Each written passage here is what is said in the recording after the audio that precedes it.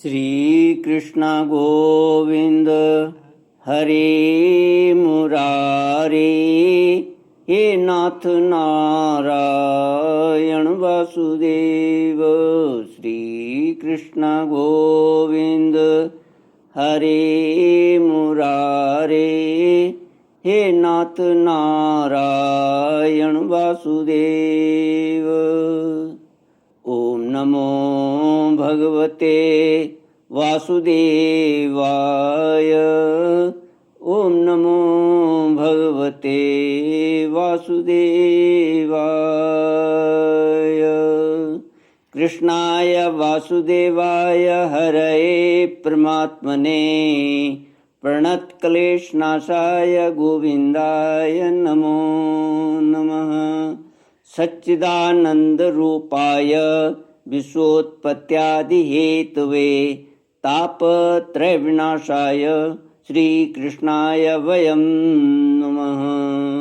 सच्चित आनंद स्वरूप परमात्मा जो सृष्टि के उत्पत्ति, पालन और संहार करता है तथा जीवों के आध्यात्मिक, आदि दैविक, आदि भौतिक तापों को नष्ट करने वाले हैं, अर्थात जीवों के मानसिक, शारीरिक और भौतिक दुखों को दूर करने वाले हैं, उन श्री कृष्ण भगवान को हम नमस्कार करते हैं। श्री कृष्ण गोविंद हरे मुरारे, हे नाथ नारायण वासुदेव। श्रीमद्भागवत अष्टम स्कंद अथैकादशोऽध्यायः। श्रीशुक उवाच अथोऽसुरा प्रत्युलब्धचेतस परस्य पुंस पर्यानुकंपया जग्नुर्भृंस शक्रसमीरणादयः तान् रणे यैरभिसंहता पुरा। श्री कृष्ण गोविंद हरे मुरारे, हे नाथ नारायण वासुदेव। देवासुर संग्राम की समाप्ति। श्री सुखदेव जी कहते हैं, परीक्षित, परम पुरुष भगवान की अहेतु की कृपा से देवताओं की घबराहट जाती रही, उनमें नवीन उत्साह का संचार हो गया। पहले इंद्र, वायु आदि देवगण रणभूमि में जिन जिन दैत्यों से आहत हुए थे, उन्हीं के ऊपर अब वे पूरी शक्ति से प्रहार करने लगे।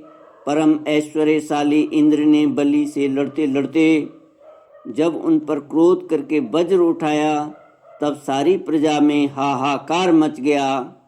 बलि अस्त्र शस्त्र से सुसज्जित होकर बड़े उत्साह से युद्ध भूमि में बड़ी निर्भयता से डटकर विचर रहे थे।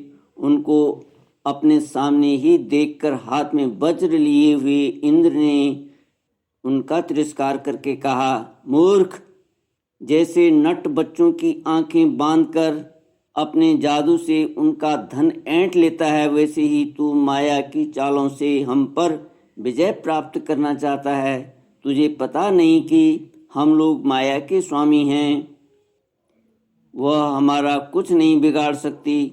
जो मूर्ख माया के द्वारा स्वर्ग पर अधिकार करना चाहते हैं और उसको लांघ कर उसके ऊपर के लोकों में भी धाक जमाना चाहते हैं, उन लुटेरे मूर्खों को मैं उनके पहले स्थान से भी नीचे पटक देता हूँ। ना समझ, तूने माया की बड़ी बड़ी चालें चली हैं। देख, आज मैं अपने 100 धार वाले वज्र से तेरा सिर धड़ से अलग किए देता हूँ। तू अपने भाई बंधुओं के साथ जो कुछ कर सकता हो करके देख ले। श्री कृष्ण गोविंद हरे मुरारे, हे नाथ नारायण वासुदेव। बलि ने कहा, इंद्र, जो लोग काल शक्ति की प्रेरणा से अपने कर्म के अनुसार युद्ध करते हैं, उन्हें जीत या हार, यश या अपयश अथवा मृत्यु मिलती ही है। इसी से ज्ञानी जन इस जगत को काल के अधीन समझकर न तो विजय होने पर हर्ष से फूल उठते हैं और न तो अपकीर्ति, हार अथवा मृत्यु से शोक के ही वशीभूत होते हैं। तुम लोग इस तत्व से अनभिज्ञ हो। तुम लोग अपने को जय पराजय आदि का कारण कर्ता मानते हो, इसलिए महात्माओं की दृष्टि से तुम शोचनीय हो। हम तुम्हारे मर्मस्पर्शी वचन को स्वीकार ही नहीं करते, फिर हमें दुख क्यों होने लगा। श्री सुखदेव जी कहते हैं, वीर बलि ने इंद्र को इस प्रकार फटकारा। बलि की फटकार से इंद्र कुछ झेंप गए। तब तक वीरों का मान मर्दन करने वाले बलि ने अपने धनुष को कान तक खींच खींच कर बहुत से बाण मारे। सत्यवादी देव शत्रु बलि ने इस प्रकार इंद्र का अत्यंत तिरस्कार किया। अब तो इंद्र अंकुश से मारे हुए हाथी की तरह और भी चिढ़ गए। बलि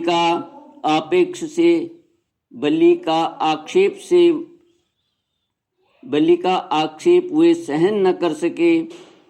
शत्रुघाती इंद्र ने बलि पर अपने अमोघ वज्र का प्रहार किया। उसकी चोट से बलि पंख कटे हुए पर्वत के समान अपने विमान के साथ पृथ्वी पर गिर पड़े। बलि का एक बड़ा हितैषी और घनिष्ठ मित्र जंभासुर था। अपने मित्र के गिर जाने पर भी उनको मारने का बदला लेने के लिए वह इंद्र के सामने आ खड़ा हुआ। सिंह पर चढ़कर वह इंद्र के पास पहुंच गया और बड़े वेग से अपनी गदा उठाकर उनके जत्रुस्थान हंसली पर प्रहार किया। साथ ही उस महाबली ने ऐरावत पर भी एक गदा जमाई। गदा की चोट से ऐरावत को बड़ी पीड़ा हुई। उसने व्याकुलता से घुटने टेक दिए और फिर मूर्छित हो गया।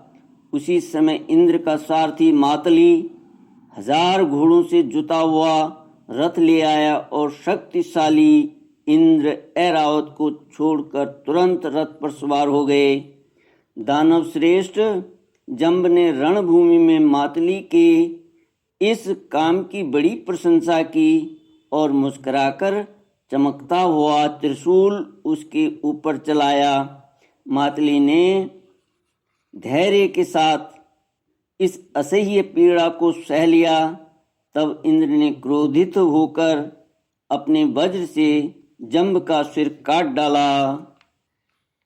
श्री कृष्ण गोविंद हरि मुरारी, हे नाथ नारायण वासुदेव। देवऋषि नारद ने जंबासुर की मृत्यु का समाचार जानकर उसके भाई बंधु नमुची, बल और पाक झटपट रणभूमि में आ पहुंचे। अपने कठोर और मर्मस्पर्शी वाणी से उन्होंने इंद्र को बहुत कुछ बुरा भला कहा और जैसे बादल पहाड़ पर मूसलाधार पानी बरसाते हैं वैसे ही उनके ऊपर बाणों की झड़ी लगा दी। बल ने बड़े हस्त लाघव से एक साथ ही 1000 बाण चलाकर इंद्र के 1000 घोड़ों को घायल कर दिया। पाक ने 100 बाणों से मातली को और 100 बाणों से रथ के एक एक अंग को छेद डाला। युद्ध भूमि में यह बड़ी अद्भुत घटना हुई कि एक ही बार इतने बाण उसने चढ़ाए और चलाए। नमुची ने बड़े बड़े 15 बाणों से, जिनमें सोने के पंख लगे हुए थे, इंद्र को मारा और युद्ध भूमि में वह जल से भरे बादल के समान गरजने लगा। जैसे वर्षा काल के बादल सूर्य को ढक लेते हैं वैसे ही असुरों ने बाणों की वर्षा से इंद्र और उनके रथ तथा सारथी को भी चारों ओर से ढक दिया। इंद्र को न देखकर देवता और उनके अनुचर अत्यंत विह्वल होकर रोने चिल्लाने लगे। एक तो शत्रुओं ने उन्हें हरा दिया था और दूसरे अब उनका कोई सेनापति भी न रह गया था। उस समय देवताओं की ठीक वैसी ही अवस्था हो रही थी जैसे बीच समुद्र में नाव टूट जाने पर व्यापारियों की होती है, परंतु थोड़ी ही देर में शत्रुओं के बनाए हुए बाणों के पिंजड़े से घोड़े, रथ, ध्वजा और सारथी के साथ इंद्र निकल आए। जैसे प्रातःकाल सूर्य अपनी किरणों से दिशा, आकाश और पृथ्वी को चमका देते हैं, वैसे ही इंद्र के तेज से सब के सब जगमगा उठे। वज्रधारी इंद्र ने देखा कि शत्रुओं ने रणभूमि में हमारी सेना को रौंद डाला है। तब उन्होंने बड़े क्रोध से शत्रु को मार डालने के लिए वज्र से आक्रमण किया।